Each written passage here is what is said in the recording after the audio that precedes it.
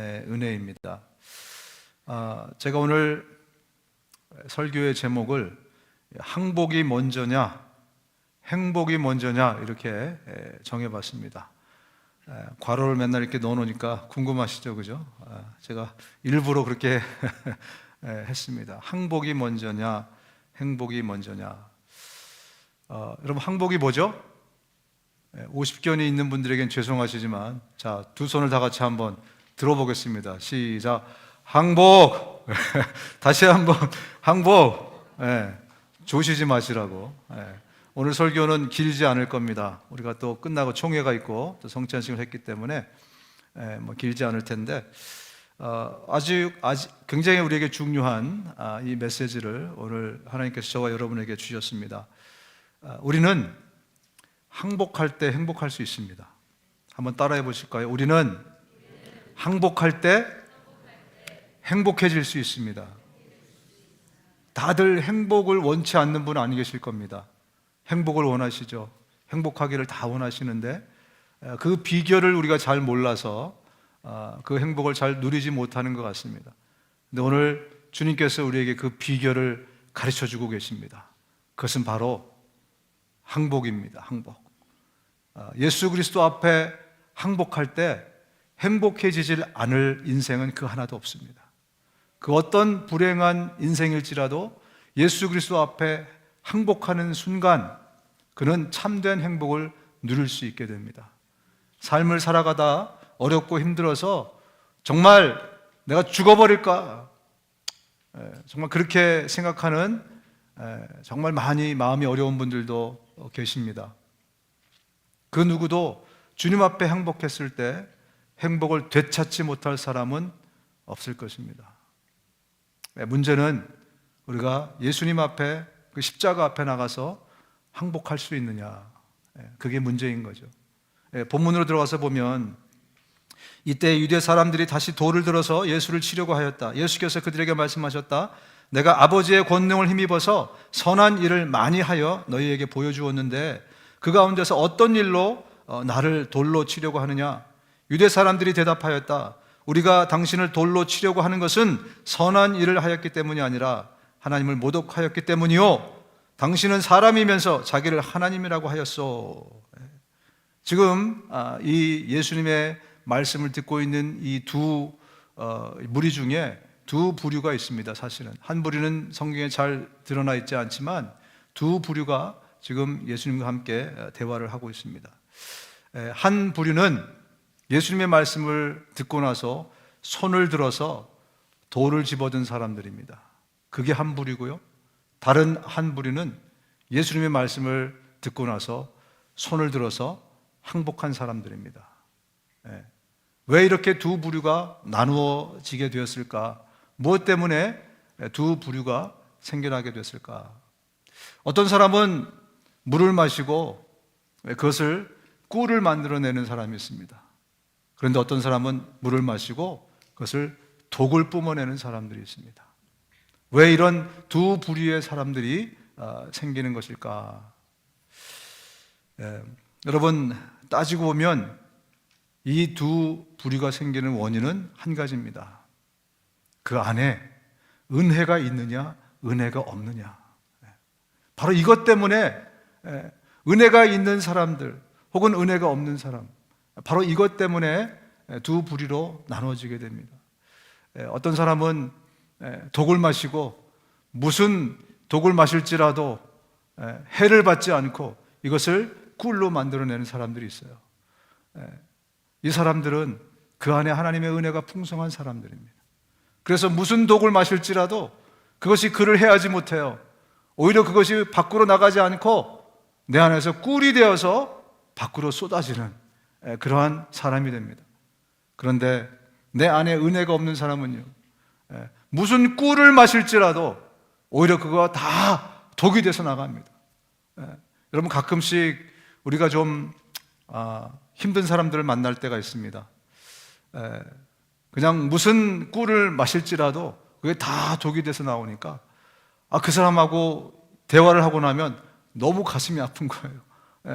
막 가시가 막 그 입에서 막 나오는 거죠. 막 창칼이 그 입에서 나오는 거죠. 그래서 그분하고 있다가는 야, 나도 죽겠다, 그런 생각을 할 만큼 무슨 꿀을 마실지라도 다 도구로 뿜어내는 그런 사람들이 가끔 있습니다.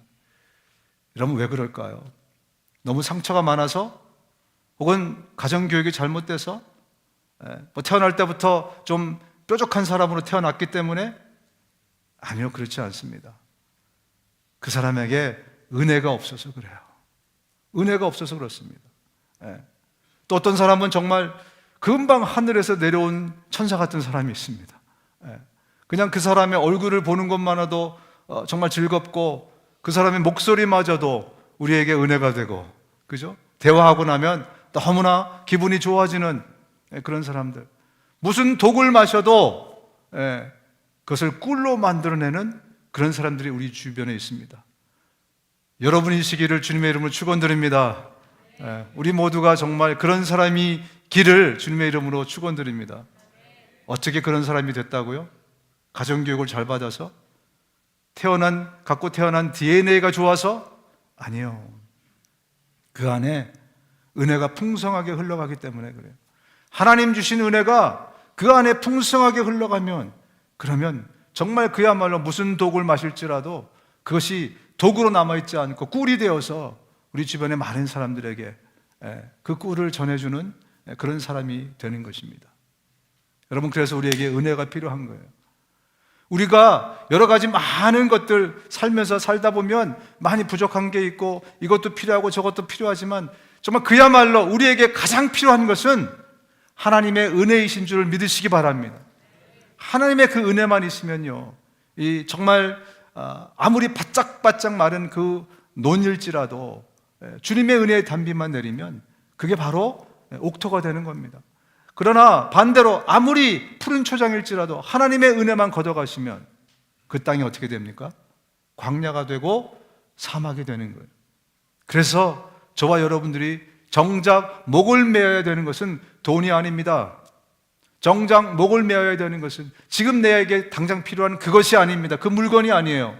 하나님의 은혜입니다. 하나님의 은혜가 풍성하면, 그러면 우리의 삶에 생각지도 못했던 많은 문제들이 한꺼번에 풀려나가게 되어 있어요. 나에게 정말 하나님의 은혜가 풍성한가? 주님의 은혜가 지금도 내 안에 강같이 흘러가고 있는가? 한번 우리가 점검을 해봐야 됩니다. 하나님께서는 여러분에게 온갖 은혜가 넘치게 하실 수 있습니다. 믿으십니까? 그 은혜는 하나님이 주시는 거예요. 하나님이. 주님께서 또 밭 이랑에 물을 넉넉히 대시고 이랑 끝을 마무르시며 밭을 단비로 적시며 돋는 새싹에 복을 내려 주십니다. 주님이 우리의 삶을 풍요케 하기 위해서 주님의 은혜의 단비를 날마다 주실 준비를 하고 계신다는 겁니다. 그분에게 그 은혜가 있다고 말씀하고 있습니다. 여러분, 그래서 우리의 삶을 풍요스럽게 만들고 우리의 삶을 부유하게 만드는 것은 은과 금이 아닙니다. 어떤 사람들은 그렇게 얘기해요. 우리 신랑이 돈을 딱 요만큼만 더 벌어다 주면 그러면 부부싸움이 없을 거래요. 돈이 없으니까 맨날 마음이 뭔가 좀 마음이 가난한 것 같고, 좀 뭔가 맨날 불안하고, 뭔가 좀 아쉽고, 마음에 여유가 없어서 그래서 싸운다는 거예요. 여러분, 표면적으로 보면 그런 것 같지만 절대로 그렇지 않습니다. 그 안에 은혜가 있으면요, 그러면 그 어떤 부부보다도 인고 부부가 될 줄로 믿습니다. 아멘이 안 나오네. 제가 아주 정확하게 찔렀나요, 여기? 특별히 이쪽에 계신 분들. 여러분, 우리에게 필요한 것은 그런 물질도 우리에게 필요하지만 정작 그것 때문에 우리의 삶이 곰핍하고 메마른 것이 아니라 하나님의 은혜가 없기 때문에 그렇습니다. 자, 그렇다면 어떻게 하면 우리가 이 하나님의 풍성한 은혜를 얻을 수 있을까? 어떻게 하면 주님이 우리에게 주신 이 은혜를 얻을 수 있을까? 여러분, 먼저 우리 이사야서 55장 1, 2절을 같이 한번 읽어보겠습니다. 이사야서 55장 시작. 너희 목마른 자들아 다 물로 나오라. 돈 없는 자도 와서 포도주와 우유를 거저 마셔라. 너희가 어째서 양식이 아닌 것을 위해 돈을 쓰며 만족을 주지 못하는 것을 위해 수고하느냐? 너희는 내 말에 귀를 기울여라. 그러면 너희가 좋은 것을 먹으며 너희 영혼이 만족을 누릴 것이다. 여러분, 우리가 만족을 누리는 것, 내 영혼이 정말 기쁘고 정말 내 영혼이 다시 이 생동을 찾는 것은 돈이 아니란 얘기 하고 있습니다. 그래서 값없이 돈 갖고 사는 거 아니야. 내가 주는 거야. 그래서 너희들은 돈 갖고 올 필요 없어. 나에게 오면 내가 그 은혜를 너에게 풍성히 주겠다. 이렇게 주님이 말씀하고 있는 겁니다. 여러분, 이 시대가 말세인 것은 다들 느끼실 겁니다. 또 우리가 매주 확인하고 있습니다. 이제 진짜 말세가 됐다. 예수님이 진짜 곧 오실 것이다. 어떻게 생각하세요? 저만 정말 그렇게 생각하는 것일까요? 그 양치기 소년이 하도 거짓말을 해가지고 나중에 동네 사람들이 안 믿은 것처럼 하도 우리가 말세다 그동안 너무 많이 속아가지고 이제 진짜 말세가 왔는데도 주님이 경고를 주시는데도 그 못 알아듣는다면 얼마나 우리 불행하겠습니까? 그죠? 저는 믿습니다. 이제 정말 말세가 되었다. 이제는 예수님이 곧 오실 것이다. 그런데 말입니다. 그럼에도 불구하고 이 시대를 여전히 은혜의 시대다 이렇게 부릅니다. 무슨 시대라고요? 은혜의 시대. 여러분, 이 은혜는 언제부터 이 은혜의 시대가 이 세상 가운데 시작됐을까요? 언제부터냐면 바로 2000년 전부터입니다. 예수님이 이 땅에 오시면서 은혜의 시대가 그때부터 시작이 되었어요. 그래서 그 은혜의 강은 그때부터 지금까지 풍성히 흘러가고 있어요. 아니, 목사님, 지금 세상을 보십시오. 세상이 얼마나 악해지고 강팍해지고 더군다나 교회도 잘 부흥이 안 될 정도로 영적으로 혼탁하고 그런 시대가 아닙니까? 그런데요, 성경이 뭐라고 말씀하시냐면 이렇게 말씀합니다. 죄가 많은 곳에 은혜가 더욱 넘치게 되었습니다. 그것은 죄가 죽음으로 사람을 지배한 것과 같이 은혜가 의를 통하여 사람을 지배하여 우리 주 예수 그리스도를 말미암아 얻는 영원한 생명에 이르게 하려는 것입니다. 죄가 많지만요, 이 시대가 정말 끝으로 막 달려가고 있지만 그러나 하나님의 은혜는 결코 멈추지 않는다는 거예요. 2000년부터 시작된 그 은혜의 강은 여전히 풍성하게 흘러가고 있다는 겁니다. 죄가 넘치는 곳에 은혜 또한 넘친다는 거죠. 그래서 하나님은 여전히 은혜가 풍성한 그 하나님은 우리에게 어떻게 하면 더 많은 은혜를 나의 자녀들에게 내가 부어줄까 이렇게 기다리고 고민하시는 하나님이시라는 겁니다. 그래서 성경이 이렇게 말씀합니다. 주님께서는 너에게 은혜를 베푸시려고 기다리시며 너희를 불쌍히 여기시려고 일어나신다.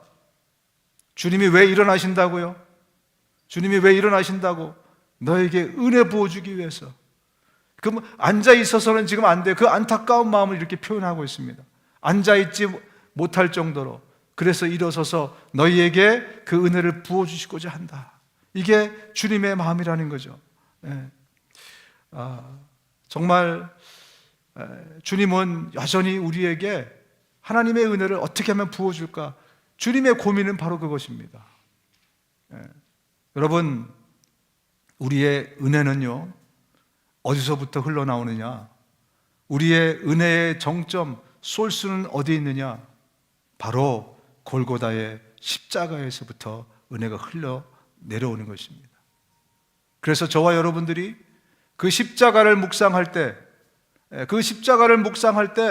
그때 하나님의 은혜가 저와 여러분 가운데 풍성하게 흘러 내려오도록 되어 있어요. 그때 그 흘리신, 십자가에서 흘리신 그 피가 여전히 흐르고 있는데 그 피는 바로 하나님의 은혜를 상징하는 것입니다. 그래서 저와 여러분들이 늘 십자가를 묵상하라라고 말씀드리는 거예요. 여러분, 우리가 묵상할 때 그것이 곧 우리의 삶에서 정말 현실이 되는 것을 많이 경험해 봅니다. 우리가 어떤 것을 마음으로 품고 계속해서 그것들을 되뇌이고 생각하고 곱씹고 그것을 할 때 그것들이 우리 삶의 현실로 나타나는 것을 많이 경험해요. 우리 지난번에도 보니까 아이들이 막 비디오 게임을 하면서 사람을 막 죽이고 막 총 쏘고 막 이런 것을 막 하루 종일 막 하다 보니까요, 이게 계속 묵상이 된다 그래요, 애들한테. 예. 그러니까 그 애들은 전쟁터에서 사는 거예요. 지금 애들이 무슨 게임을 하는지 한번 보세요. 단순한 게임이 하는 것이 아니라 그것을 묵상하는 거예요. 그러니까 그러다가 총 들고 나가서 사람에게 쏘는 겁니다. 예. 심리학자들이 그렇게 얘기해요. 우리가 묵상하는 것이 얼마나 큰 힘이냐면, 내가 묵상하는 것이 나의 삶의 현실로 다가온다는 거예요. 제가 어저께 어떤 그 유튜브에서 짤을 보니까 그 뇌 과학자인지 뭐 하여튼 그 사람이 나와서 얘기하더라고요. 올림픽 선수들을 대상으로 조사를 해봤더니요, 자기가 상상하는 것만으로도 똑같은 일이 자기의 브레인 안에서, 브레인은 착각한대요. 내가 금메달을 땄다, 아직 안 땄는데 금메달을 땄다, 그 생각을 내가 하잖아요. 그걸 묵상하잖아요. 그럼 나의 뇌는, 브레인은 그것을 현실로 받아들인대요. 이게 얼마나 무서운 일입니까? 그죠? 여러분, 우리는 무엇을 묵상하느냐가 우리의 삶의 많은 것들을 좌지우지합니다. 맨날 돈을 묵상하는 사람이 있어요. 맨날 어떻게 하면 내가 돈을 더 벌까? 어떻게 하면 돈을 더 많이 모을까? 그것을 묵상하게 되면 그것이 나의 하나님이 되는 겁니다. 어떤 사람은 정말 늘 정욕적인 것만 묵상하는 사람이 있어요. 어떻게 하면 이 욕망을 내가 풀어낼까? 그것들만 묵상하는 사람은요, 그것이 자기의 삶이 되게 되어 있다는 거예요. 그래서 저와 여러분들이 날마다 바라보고 묵상하도록 십자가라는 것을, 그 형틀을 주님이 우리에게 남겨주신 것이 아닌가 생각이 됩니다. 여러분, 십자가를 묵상하십시오. 날마다 그 보혈과 그 주님의 희생과 그 사랑을 묵상하십시오. 그 은혜를 묵상하십시오. 그러면 그것이 나의 마음속으로 계속해서 흘러 내려오게 되어 있다는 것입니다. 내가 땅에서 들리면 모든 사람을 이끌어 나에게 오게 하겠다. 예수님은 자기가 어떤 죽음을 당할 것인가를 보여주시기 위해서 이 말씀을 하셨다. 땅에서 들린다는 것은 바로 예수님이 십자가 위에 못 박히신다는 것을 말씀하고 있습니다. 그분이 그 위에, 땅에서 들려서 그 위에 못 박히심으로 인해서 저와 여러분들에게 은혜의 소스가 되시는 것입니다. 생명의 소스가 되시고, 그래서 우리가 그것을 묵상할 때 주님의 은혜가 우리 가운데 가득 차게 되어 있습니다. 또 한 가지, 두 번째입니다. 우리 야고보서 4장 6절을 같이 읽겠습니다. 시작. 그러므로 성경에 이르기를 하나님께서는 교만한 자들을 물리치시고 겸손한 사람들에게 은혜를 주신다. 누구에게? 겸손한 자들에게. 그 은혜가 아무리 흘러가도 내 마음이 교만하면 그 은혜를 담을 수 없다라고 말하는 것과 똑같습니다. 자, 그렇다면 겸손은 뭘까요? 전 못해요. 전 몰라요.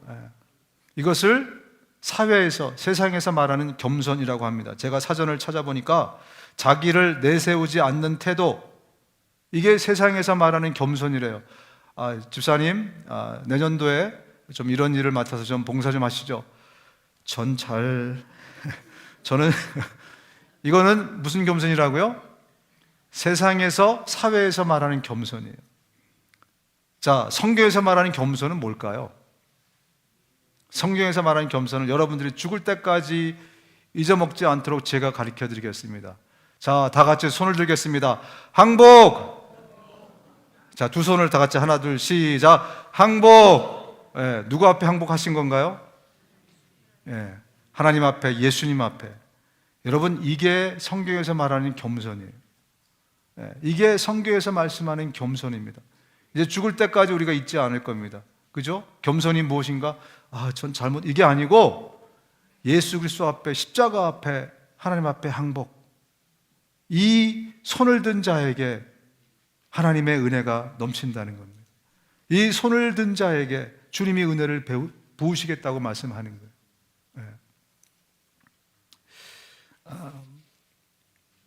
예수님이 이 공생애를 하시다가 12제자를 만드셨잖아요. 근데 12제자 중에 한 제자를 실패하십니다. 누구죠? 가룟 유다. 그래서 우리도 좀 용기를 얻죠. 예수님도 사역에 실패를 하셨는데. 그런데 말입니다. 또 예수님의 실패의 흔적이 또 있어요. 예수님이 이곳에 가셔서 엄청난 사역의 실패를 하십니다. 그곳은 과연 어디일까요? 답이 여긴가 어디서 나왔습니다. 예, 자신의 고향 나사렛입니다. 나사렛에 가서는 다른 곳에서는 많이 기적을 일으키고 많은 어떤 메시아로서의 일을 하셨는데 이곳에 가서는 사역에 좀 실패를 하시고 성경에 이렇게 기록이 되었습니다. 예언자는 자기 고향과 자기 집 밖에서는 존경을 받지 않는 법이 없다. 예수님께서는 그들의 믿지 않음 때문에 거기에서는 기적을 많이 행하지 않으셨다. 그래서 예수님이 고향을 일찍 떠나버리셨어요. 왜 이곳에서만큼은 더 많은 은혜를 베풀지 못하셨을까요? 왜냐하면 이 나사렛 자기 고향 사람들이 여전히 예수님을 동네 꼬마 예수, 동네 꼬마 예수 이렇게 생각했기 때문에 그들이 메시아 앞에 메시아로 알아보고 항복하지 못했습니다. 그러니 예수님은 그곳에서 더 많은 은혜를 베풀 수 없었어요. 항복하는 자에게 하나님의 은혜가 임하게 되는 겁니다. 여러분, 반면에 예수님을 정말 깜짝 놀라킨 사람이 있습니다. 예수님이 그 사람 때문에 정말 너무나 서프라이즈. 야, 유대인 가운데서도 이런 믿음을 내가 본 적이 없는데, 이런 사람을 본 적이 없는데 정말 너는 대단하다 라고 칭찬한 사람이 한 사람이 있죠. 누구죠? 백부장이죠. 그죠? 백부장이라는 사람이 있습니다. 이 사람이 자기 종이 아파서 그 종을 좀 살리려고 예수님께 달려오지 않습니까? 그래서 예수님이 같이 그 집에 가려고 자세를 딱 취하니까 일어서시니까 예수님 잠깐만요. 예수님 이러지 마십시오. 그러면서 이렇게 얘기합니다. 그저 한마디 말씀만 해 주십시오. 그러면 내 종이 나을 것입니다. 나도 상관을 모시는 사람이고 내 밑에도 병사들이 있어서 내가 이 사람들로 가라 하면 가고 저 사람들로 오라 하면 옵니다. 또 내 종도로 이것을 하라고 하면 합니다. I surrender myself to you, before you. 주님 앞에 내가 내 자신을 완전히 항복합니다. 바로 이 고백이 아니겠습니까? 그랬더니 예수님이 너무너무나 놀라셨어요. 아니, 선민이라고 하는 유대인들에게서도 발견할 수 없는 이 믿음을, 이 태도를 내가 이방인에게서 보는구나. 그러면서 그 즉시로 그의 종이 나음을 입었습니다. 하나님의 은혜가 그 멀리 있는 종에게까지 임한 것을 우리가 볼 수 있습니다.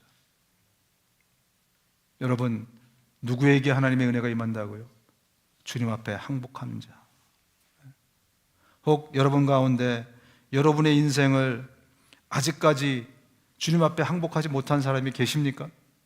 제가 알기로는 대부분의 사람들이 이미 주님 앞에 항복해서 그 은혜가 무엇인지를 알고 그 은혜를 또 누리며 살아가는 사람들인데, 간혹 가다가 또 특별히 우리 가운데 아직까지 주님 앞에 내 인생 전체를 항복하지 못한 그런 분들이 계신 줄로 압니다. 여러분, 주님 앞에 항복한다는 것은요, 나는 예수 없이 살 수 없습니다. 나는 내 인생의 주인은 이제 예수님이십니다. 그동안 내가 쌓았던 경험들, 내가 쌓았던 물질, 내가 쌓았던 그 어떤 것일지라도 이 모든 것을 예수 앞에서 다 주님 앞에 내어놓고 내가 이제 예수님을 나의 인생의 주인으로 모시기 원합니다.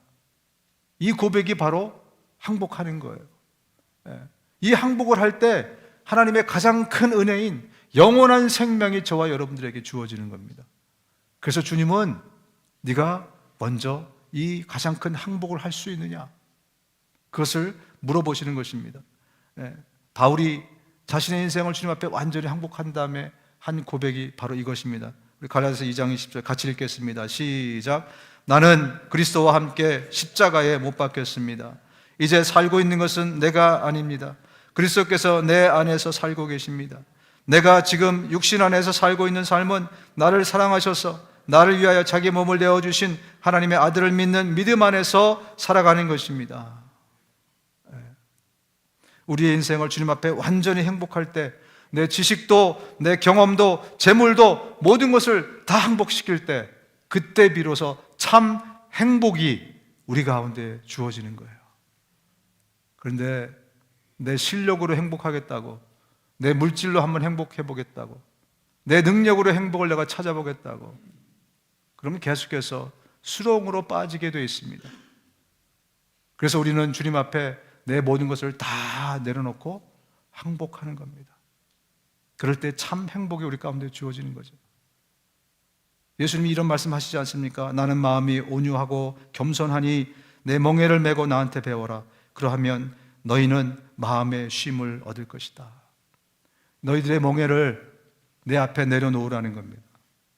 그때 모든 것들을 다 내려놓고 손들면 그때 너희에게 진짜 쉼이 있을 거라는 거예요. 진짜 안식이, 진짜 행복이 그때 너희들에게 주어질 거라는 것입니다. 아직 항복하고 있지 않는 분들, 혹은 이미 항복했지만 여전히 뭔가를 붙들고 있어서 그 부분을 항복해야 될 것들을 갖고 계신 분들이 계시다면 고민이 시작되시기를, 갈등이 시작되시기를 바랍니다. 과연 내가 이것을 주님 앞에 내려놓을 때 내가 행복할 수 있을까? 나는 이것을 내가 해결하고 내가 이 문제를 풀어야 그래야 행복해질 것 같은데, 아니 이것을 주님께 다 내놓고 손들고 나가면 정말 행복해질 수 있을까? 갈등이 시작되시기를 바랍니다. 여러분, 또 한 가지, 우리가 늘 하나님의 은혜를 풍성히 누리기 위해서는 주님 앞에 달려가서 그 은혜를 그 사모하는 마음으로 갈망하고 갈구할 필요가 있습니다. 여러분, 정말 은혜가 필요하십니까? 은혜가 필요하다는 것이 정말 확실하고 정말 그 은혜를 정말 얻기를 원하신다면 하나님 앞에 가지고 그 은혜를 달라고 주님 앞에 나가서 간구하라는 것입니다. 오늘 본문의 마지막에 보면 그들이 다시 예수를 잡으려고 하였으나 예수께서는 그들의 손을 벗어나서 피하셨다. 예수께서 다시 요단강 건너쪽 요한이 처음 침례를 주던 곳으로 가서 거기에서 머무르셨다. 많은 사람이 그에게로 왔다. 그들은 이렇게 말하였다. 요한은 표적을 하나도 행하지 않았으나 요한이 이 사람을 두고 한 말은 모두 참되다. 그곳에서 많은 사람이 예수를 믿었다. 예수님이 자기를 돌로 치려고 하던 사람들을 피해서 처음 침례받은 그곳으로 숨으셨습니다. 그때 누가 왔다고요?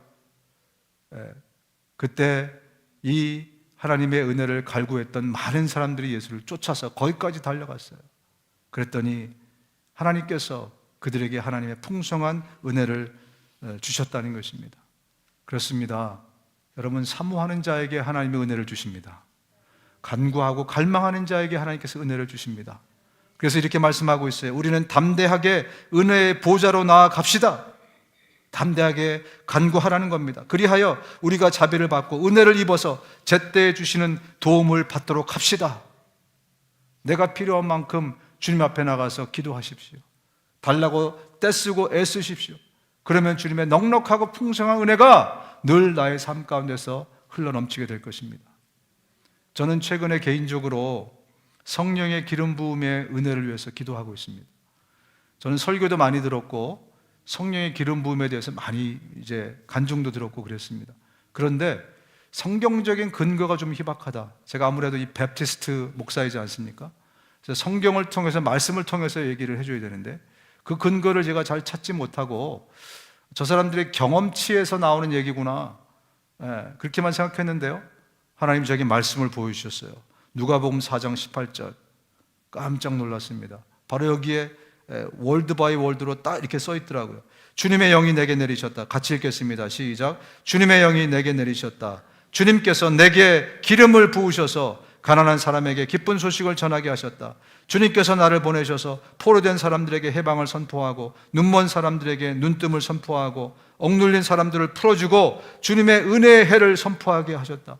여기 딱 하니 평소에 내가 수십 번 수백 번 읽었었는데 눈에 띄지 않다가 바로 이 말씀이 제 눈에 확 들어왔습니다. 아, 예수님도 성령의 기름 부음을 받으셨구나. 이게 엄청난 성경의 근거이구나. 여러분, 성령의 기름 부음을 받으면 이거는 단지 우리에게 뭔가 좀 스피드업 된다거나 아니면 훨씬 더 효과적이라거나 이런 차원이 아니고요. 차원 자체가 달라지는 겁니다. 차원 자체가. 그런데 예수님도 성령의 기름 부음을 받고 사역을 하셨다는 것, 이것이야말로 저와 여러분들에게 도전이 아니겠습니까? 하나님이 이 은혜를 주십시오. 내 개인의 삶에 성령의 기름 부음이 있다면 우리 개인의 삶의 차원이 달라질 겁니다. 여러분, 내 비즈니스에 성령의 기름 부음이 있다면 비즈니스가 좀 더 좋아진다가 아니라 차원이 달라진다니까요.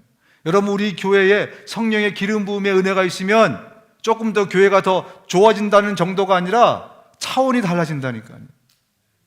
여러분, 이 은혜를 간구하라고 하셨사오니 여러분 사모하시길 바랍니다. 여러분의 개인의 삶에, 여러분의 비즈니스에, 우리 교회 공동체에 성령의 기름은 부어 주옵소서. 그래서 그 은혜가 우리 가운데 넘쳐서 정말 차원이 달라진 하나님 사이즈의, 또 하나님의 정말 그 품에 품을 수 있는 그런 놀라운 그 사역들을, 그 놀라운 일들을 우리 개인이, 우리 공동체가 감당해내기 원합니다. 하나님의 은혜를 부으소서. 여러분, 눈을 감으시겠습니다.